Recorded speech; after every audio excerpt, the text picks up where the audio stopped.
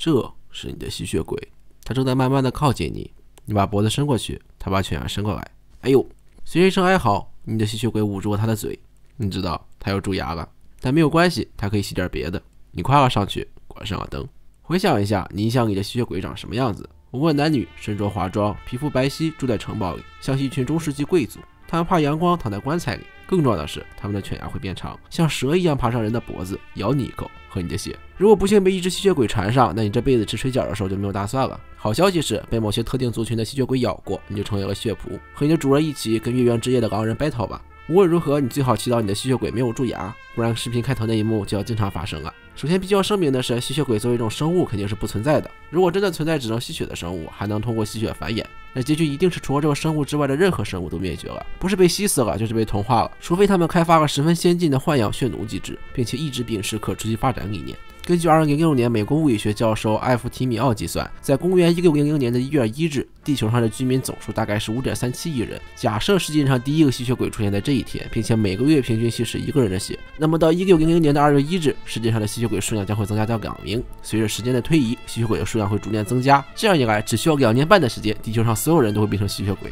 如果考虑到正常的死亡率，那么人类消失的速度还会更快。即使人类繁衍的速度出奇的高，也不可能阻碍自身灭亡的发生。所以，正如提埃夫米奥所说，如果世间真的有吸血鬼存在，那么就算人类的数量每个月都翻一番，也不可能避免最终灭亡的命运。吸血鬼故事有国际硬伤也是情有可原的，因为吸血鬼故事最开始不是这样的。关于吸血鬼形象的最早记载是在波斯挖掘出的一只史前陶罐，罐身上会有一个男人和想吸他血液的恶魔搏斗的场景。这来源于原始时代的血液崇拜，原始人相信血液中蕴含着某种神秘的生命力，而灵魂就包含在血液之中。在以上的远古文明中，有吸血行为的形象多为神，而最容易受害的是柔弱的婴儿和青年男子，这可能是他们的血液新鲜并拥有生命活力的能量。这跟后世的吸血鬼故事存在一定的不同，但有一点是相同的，嗜血。吸血鬼故事最早源自于宗教，吸血鬼最初出现是作为宗教的异端，是罪恶和堕落的象征。死海古卷中提到莉莉丝、该隐，还有圣经里的犹大就是吸血鬼。中世纪教会用吸血鬼来恐吓民众，以鼓动民众信仰上帝和加入教会。中世纪的宗教文学利用虚构吸血鬼的欲望与野心来宣扬人的欲望会产生各种罪恶，继而论证人必须无条件的忠于上帝，用神的意志压制人的活生生情感。经过历史演变，吸血鬼在基督教文化中成为以吸食人类鲜血为生的怪物。可以推断，最早真正意义上的吸血鬼应该是背离基督教的普通人形象。他们当然不会个个容貌美丽，只是被描绘成了丑陋猥琐的样子。当教会势力越大，教义越深入人心的时候，就不难理解为何吸血鬼形象是丑陋恐怖的了。欧洲2、4大瘟疫助长了吸血鬼故事的讨论。14世纪的黑死病最终导致1/3的欧洲人口死亡，当时的欧洲尸体遍地。面对这种死亡率极高的旷世绝症，人们陷入极度恐慌之中。为了避免传染瘟疫，人们常常把还没死亡的病人仓促掩埋起来。几天后，人们打开墓穴再次掩埋其他尸体时，会看到保存完好但姿势古怪还真有血迹的尸体，就把他们想象成吸血鬼。随着瘟疫在欧洲的多次爆发和蔓延，吸血鬼迷信在16世纪席卷了整个欧洲。当18世纪又一轮瘟疫席卷欧洲的时候，人们再一次把矛头指向吸血鬼。在一份用德语写成的官方报告中，第一次出现了 Vampire 这个单词，这是吸血鬼这个名词第一次使用在文献中。这个时期的吸血鬼故事可能只是人们对某些疾病的误解。卟啉症患者体内积聚一种化学物质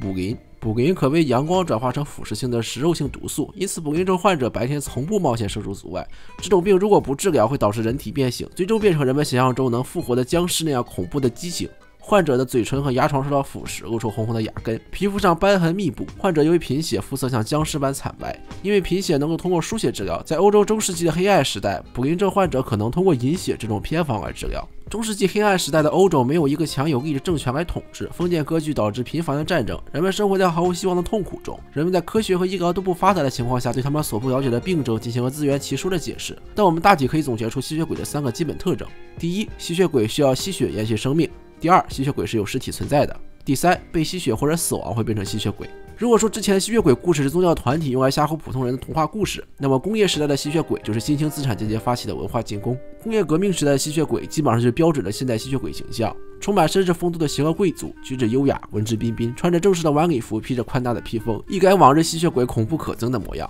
我们现在常见的吸血鬼形象来自爱尔兰作家布拉姆斯托克在1897年出版的《德古拉》中创作的德古拉伯爵。吸血鬼德古拉也是来源于真实的历史人物，13世纪瓦拉吉亚公国的弗拉德3世。此人曾率军打败入侵的奥斯曼土耳其帝国，是现代罗马尼亚的民族英雄，但由于他酷爱与穿刺性折磨人，就被后人称为穿刺者弗拉德。斯托克借此历史人物构建一个神话故事情节和一种神秘恐怖的哥特式气氛，描写了一个从坟墓中爬出来的邪恶的贵族吸血鬼。小说中以德古拉为代表的邪恶力量和以范海辛为代表的正义力量的生死对决，最后以理性战争放纵，正义压倒邪恶的告终。小说中的德古拉伯爵仿佛一个禁欲主义者，他唯一需要的就是人类的新鲜血液。这种对于生命力垄断的想象，只有借助过去的贵族才能进行，于是便产生了披着贵族外衣的吸血鬼。作家们通过对吸血鬼的描写来嘲弄原有的社会秩序和既定的社会道德规范，以此表达对社会现实的不满。如果说现在的社会是乌合之众的社会，那么吸血鬼这个诞生于启蒙运动的怪物就是这帮乌合之众的回应。吸血鬼是在社会中萦回不去的天然合法的皇族或者贵族的幽灵，所以每一个吸血鬼的故事，尤其早期吸血鬼故事的核心就是杀死吸血鬼。范海辛生活的年代就是工业革命时期，住在中世纪城堡里的吸血鬼们要面对是层出不穷的新枪械、新炸药，他们一次又一次的携带着他们的天然合法性威胁着我们的生存，我们就一次又一次的使用越来越现代的武器来把他们消灭。通过前文我们可以发现，当历史的时钟走到18、19世纪，吸血鬼故事的创作重心就从欧洲大陆转移到了英伦三岛，人们已经将想象中的吸血鬼和现实因素联系起来，吸血鬼拥有了人的音容相貌，成为威胁普通人生存的反面形象。换句话说，吸血鬼这个词已经成为扣帽子的工具词了，它成为了一种隐喻。最为人们所熟知的吸血鬼比喻源于马克思对资本家的讽刺。发表于1867年的《资本论》第一卷中出现了不少吸血鬼的比喻。在第一卷第8章工作日中，马克思强调，资本是死劳动，它像吸血鬼一样，只有吮吸活劳动才有生命，吮吸的活劳动越多，它的生命就越旺盛。吸血鬼构成了资本的标志性形象。马克思之所以把资本比喻成吸血鬼，是因为两者都有一种本能的需要或者说欲望。吸血鬼有吸血的欲望，资本有增值的欲望。一旦货币转化为资本时，他们就和吸血鬼一样拥有了支配他人的权利。更重要的是，资本和吸血鬼一样能够增值自身，而资本为了增值自身，就必须与雇佣劳动之间处于支配和被支配的关系。这种支配关系构成一种新型的生产关系，对工人的剩余劳动和无酬劳动的榨取是隐而不现的，人们意识不到榨取的发生，对榨取的比例也一无所知，像极了吸血鬼对血液的无度索取。马克思的比喻将吸血鬼与压榨劳动力的资本家紧密地捆绑在了一起。马克思一针见血地指出，资本家的本质便是榨取剩余价值，只有依靠吮吸更多的剩余劳动力才能有生命。就像吸血鬼一样，只要劳动力还有一块肉，还有一根筋，一滴血可供榨取，吸血鬼就绝不罢休。从当时的历史角度看，劳动力被形容为一种资源，一种可以利用的人力资源，这也就导致了在人们的观念中，劳动力是可以被利用的。而按照马克思主义的说法，资本家和工人阶层实际上是一种侵犯和被迫害的关系。资本家通过吮吸劳动力的鲜血来获取剩余价值，从而壮大自己的实力。这种比喻中还包含着对资本家剥削劳动力的讽刺和批判。吸血鬼这一词的含义也发生了拓展，它不仅仅指那些传说中的怪物，同时也可以用于指代那些依靠压迫剥削来使自身强大的群体，背后蕴藏着批判和恐惧的心态。吸血鬼在近代中国一直是一个负面词汇出现的。吸血鬼隐喻首先出现在医疗领域，由于近代医学的传入，人们对吸血鬼的想象有了更加直观的体现方式，用针头抽血。早在抗战时期就出现了批判输血者的言论，并将输血者和受血者都形容为吸血鬼。有人就会问了，献血不是件好事吗？那得看输给谁了。日军为了治疗伤兵，高价向中国人买血，日军吸取了新鲜血液，再一次残害国人，是输血者给了日军再一次残害国人的力量，算是间接加害者。这个故事的隐喻核心便是将受血者与输血者的关系投射和迁移至吸血鬼与受害者的关系上。这种带有民族感情色彩的类比赋予了吸血鬼在社会语境中的特定负面含义。不过吸血鬼作为一种隐喻，对社会发展也有现实的推动作用，因为在当时的中华大地，吸血鬼真的存在。日军在华期间进行的生物活体实验的确是事实上的吸血鬼行径，关于日军的吸血鬼谣言也是如此，背后实则是对日军和战争的控诉。与此同时，一个一致对外抵抗吸血鬼侵蚀的民族统一体逐渐形成。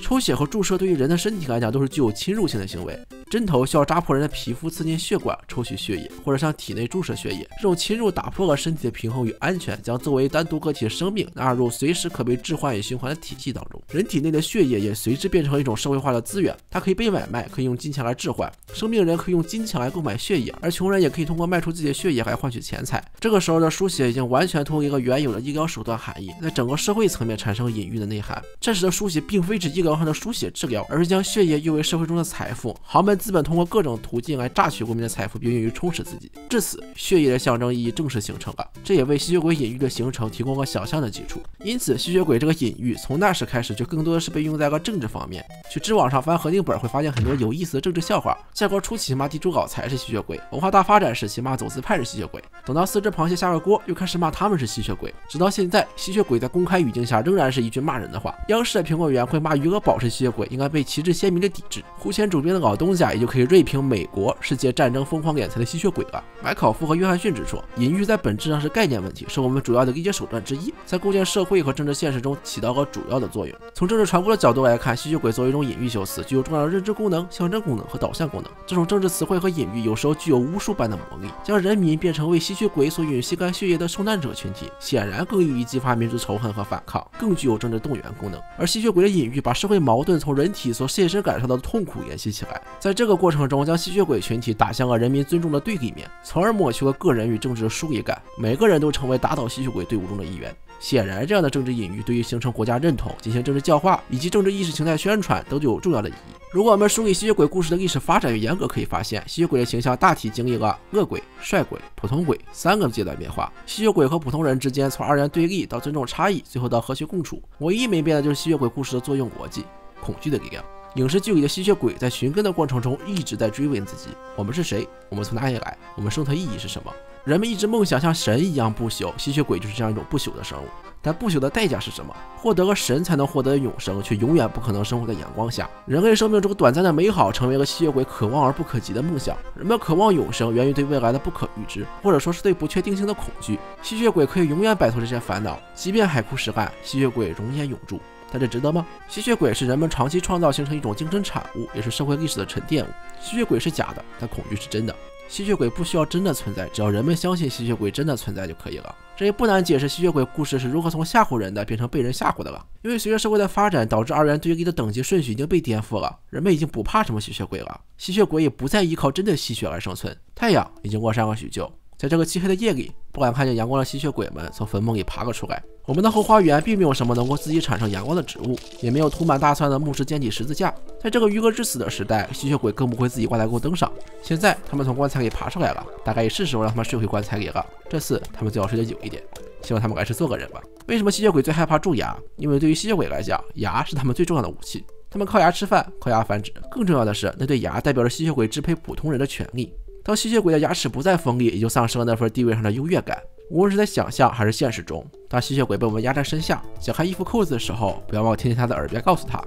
你这个牙医。谁让吸血鬼消失了，又是谁把吸血鬼放出来了？这可能并不是个问题，毕竟吸血鬼就跟电器一样，没事就冲血。如果喜欢本期视频，不要忘记3个加关注。如果不喜欢，请私信我提意见。粉丝群欢迎大家加入，你可以在 B 站、微博、微信、YouTube 搜索关注影坛，在微信公众号后台回关键词吸血鬼，可以获取本期视频出现的资料。最后，这是影坛，我们下期再见。